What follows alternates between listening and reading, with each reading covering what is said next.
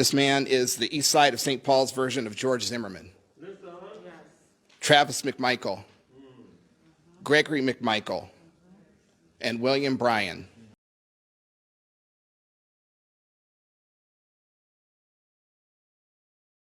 He said, "Mama,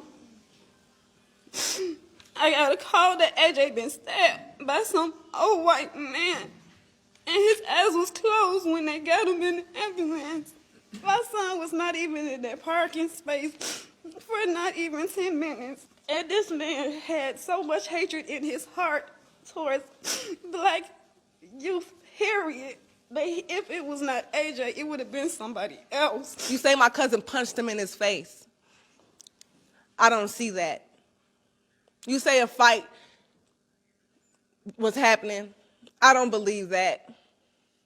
In his booking picture, he had no bruises. He didn't look like he was defending himself. He came out with the intent to kill that black man.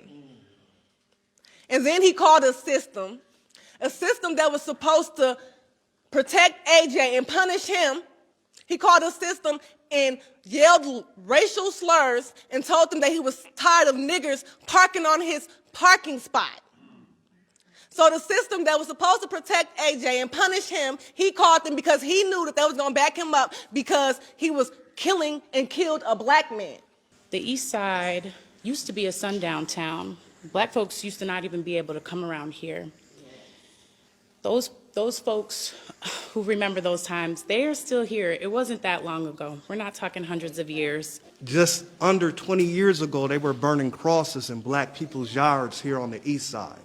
What brings us here today is nothing less than an act of white supremacist violence. Furthermore, we have an act of white supremacist violence in the context of or a rising tide of an escalating desire of the masses of white people as well as a segment of a white power structure to inaugurate a new Confederacy. And we see that the white violence of this neo-Confederate tendency is becoming more organized, more normalized, and as in the case of the murder of my family, AJ, more daring. I have cousins, nephews, a little brother, and what happened to AJ could happen to him, them, or any of us, to be honest with you. There have been racial epithets used by this man, and based on community, other young black men who live in the area, it's not an unfamiliar thing for this man to have made threats against their lives, to have harassed them in the neighborhood and on that block. So to me, this feels premeditated, it feels excessive, and it feels like a hate crime. He just came back to visit in Minnesota. He wasn't even here. 48 hours. This man is part of a troubling and increasing trend of white perpetrators acting under presumed authority, killing people of color over their perceptions that a minor violation of the laws has taken place. And I don't understand a system that allows this man who wielded a weapon, created it on his own, brought it out to the altercation, used it against this young man while prohibiting him from entering his vehicle in public space. I don't understand how this man can walk free. I think that he should be behind bars. I think that there should be more press, more attention to this case.